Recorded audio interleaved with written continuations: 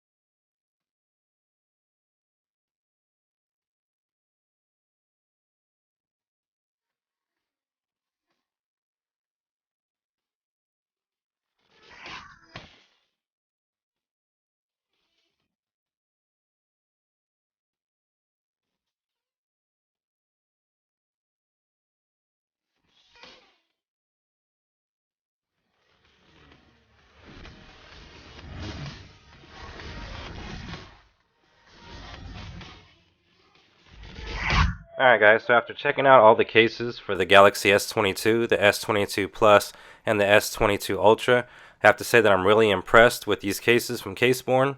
Again, shout out to the professional staff over there for sending these out for review. Links will be available in the video description once they do become available. I'd like to thank you guys for watching. As I mentioned earlier, my name is Aaron, and I'll see you guys on the next one.